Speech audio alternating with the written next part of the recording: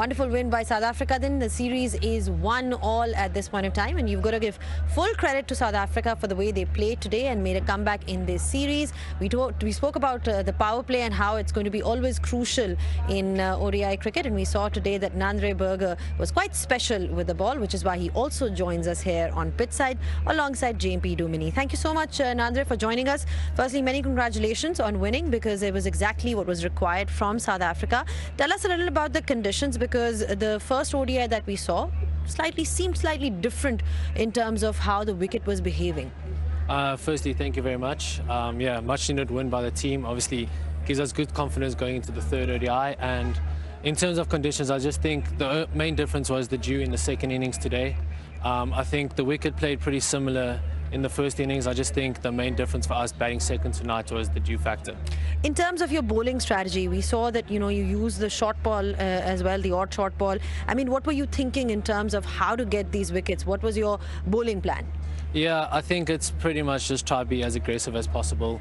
I think my role is kind of to try to take wickets in the power play. So whatever I feel on the day, whenever I feel could make an impact on the day, I'm going to try and do. So yeah, today was just trying to get them to hit the ball as straight as possible, obviously use a short ball, and yeah, thankfully it came off. Just in terms of then, when you lose the first game as a side, how do you then sort of regroup together and make a comeback? It's important, because when you talk about confidence and giving each other that kind of support, having that environment, talk us through that environment in the dressing room. A lot of your main players are not playing in this series. So, I mean, how do you get that positivity in the environment? Yeah, I think you say the main players aren't here, so there's a lot of hunger in the group. Everyone obviously wants to become the main player, so I think that kind of builds a lot of hunger. And yeah, I just think everyone wants to impact wins for their country, and that's all we want at the end of the day. Yeah, it's been exceptional, hasn't it, Nandre? And I think the thinking that I'm wanting to bring in is really the leadership.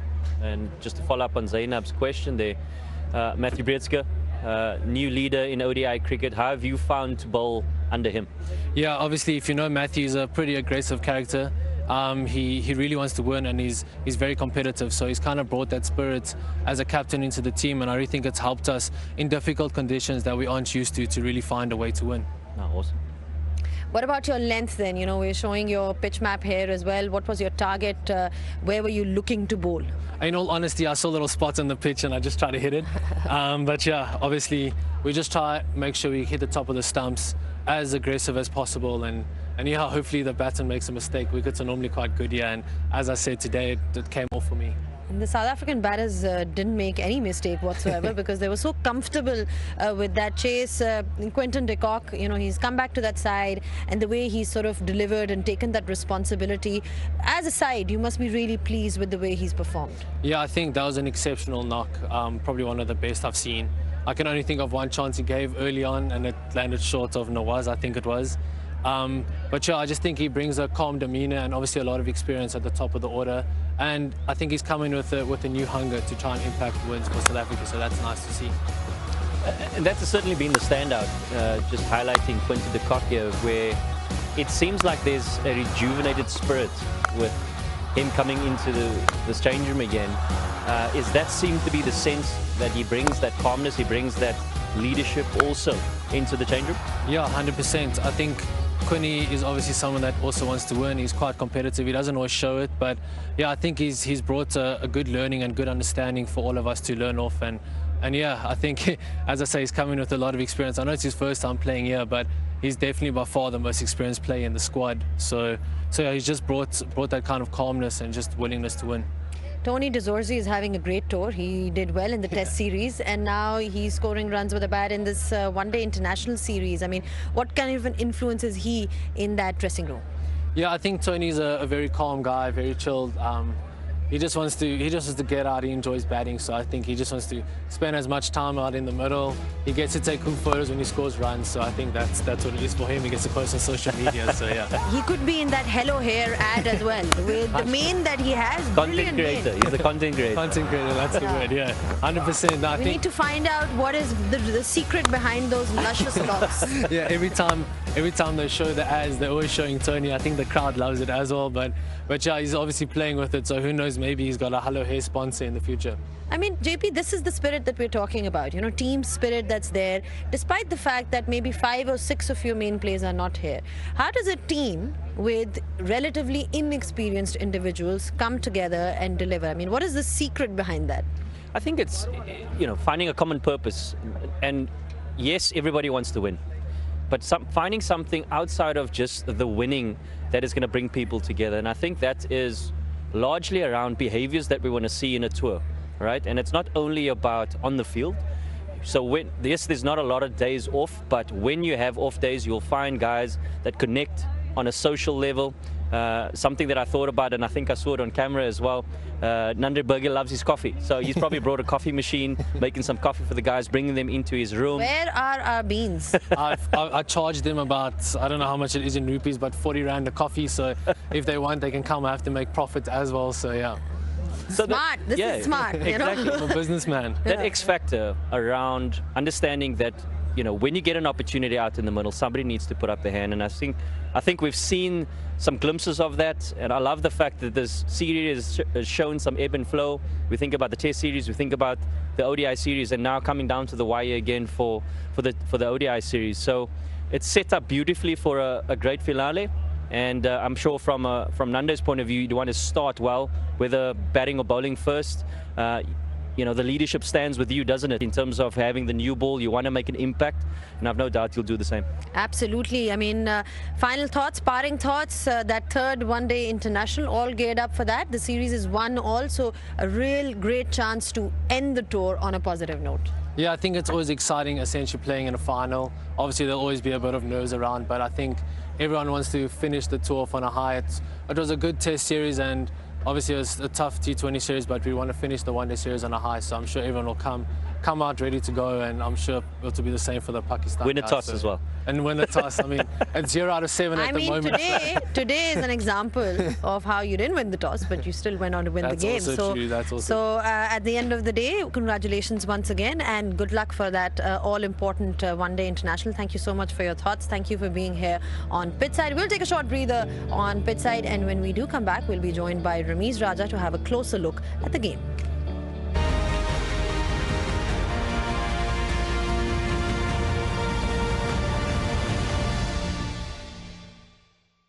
Right then, back on Pitchside, just looking at how things went in the second international here, where South Africa has won. This is how the series has gone overall. The Test series was drawn. T20 international series was won by Pakistan.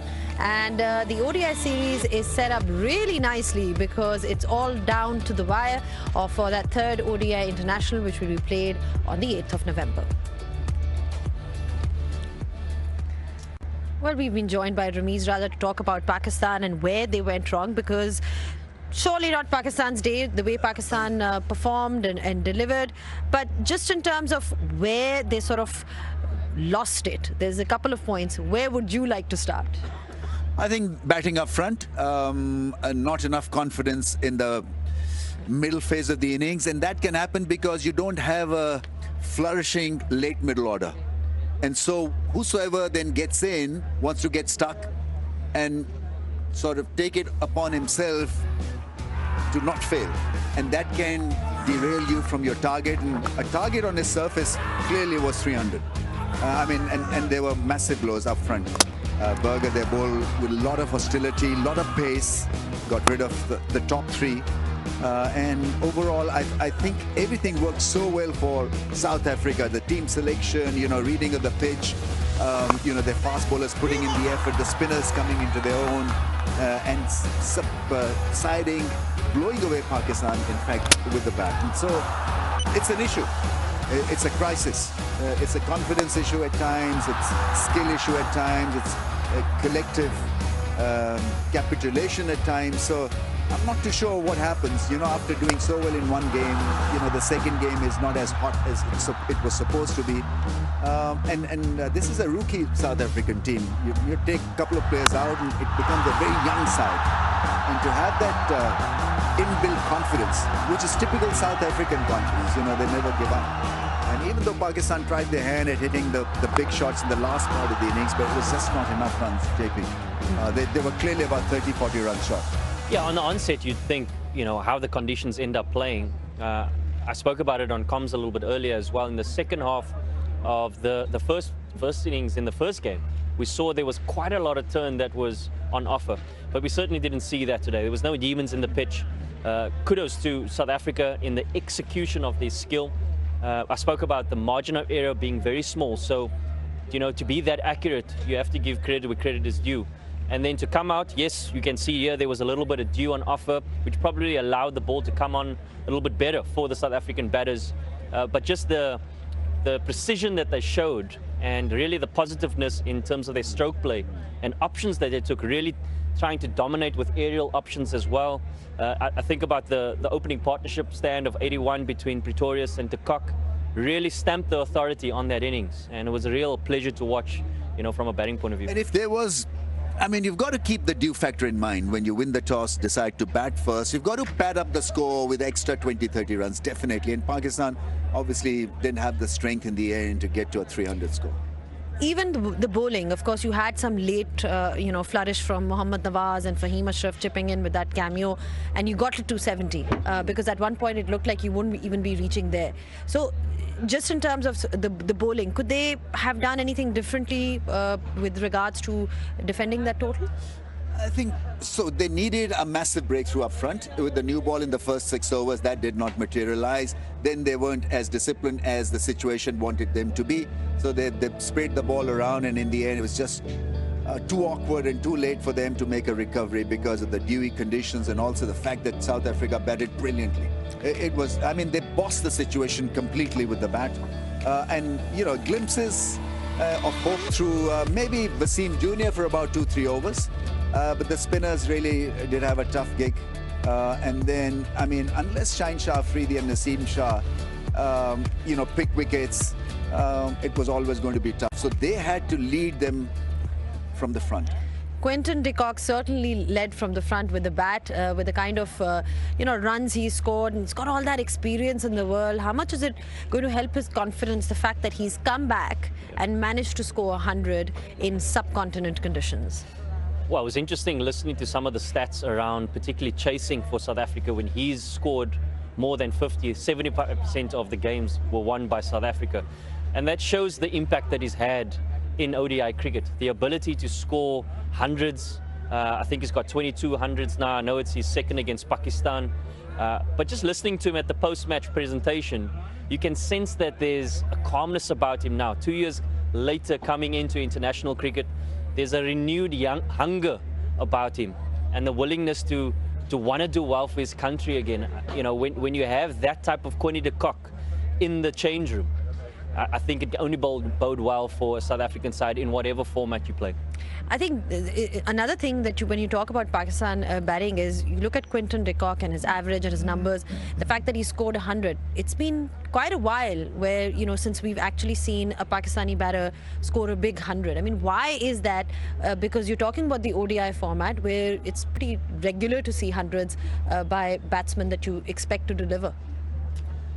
Yeah, I mean, it's a good question. I don't have an answer, actually, because I don't know what is happening in the dugout, how they're feeling mentally. It's a mental thing more than anything else. And once you start winning, then everything falls into place also. And Pakistan have been sort of haphazard in their approach. At times they've been very good for about a couple of matches, and then everything falls down, and so they have to recover and restart again. If they start winning, maybe then we'll see the top order clicking and some of the players getting hundreds. All right then. Well, the action continues for that third one-day international. Remember, the series is 1-1 at this point of time, and whoever basically goes on to win that takes the trophy home. Right then, JP, thoughts on that last one-day international? Yeah, I'm excited for it, and another opportunity to test the character of both sides. And you're coming into a final, you have to bring your A game. You have to understand the conditions well. How are we going to execute our skill, communicate it around the change room? And again, from a South African standpoint, it's a young team, and I really want to see some good character stand up and put in some big performances. Third ODI, that's the one chance Pakistan has to stay, to win the series and end it on a positive note. Anything that you would like from them in particular? I don't know how the surface will be, because I was thinking that if they win today, you probably have a 300 surface for the last game. But I think now, from tactical point of view, they may have to prepare another square turner and take it from there. But it's a must-win game for Pakistan. They want to win this at home. Faisalabad hosting an international series after 17 years. It's a lot at stake. So take heart, move forward, learn from your mistakes, and make sure that there's less difference between the two sides, because it'll test them technically. That last game, it'll test them mentally. And you've got to be on top of the game. And Babar Azams of the world really would have to come to the party. Well, Pakistan has a chance to be on top of their game, because the third one-day international is going to be played on Saturday. This is the final game of this entire tour. Started off with the Test series, then we had the T20 internationals, and now finally we are here for this KFC Presents Vigotel Mobile ODI series, which will be, all coverage will be starting at 2:25. All right, then. Thank you so much, gentlemen, for your thoughts and your insight. It's always a pleasure to have you guys on pitch side. It's been a fantastic comeback by South Africa. Just what you needed to keep the series alive. And plenty to look forward to for that game on Saturday. Until then, it's goodbye from all of us.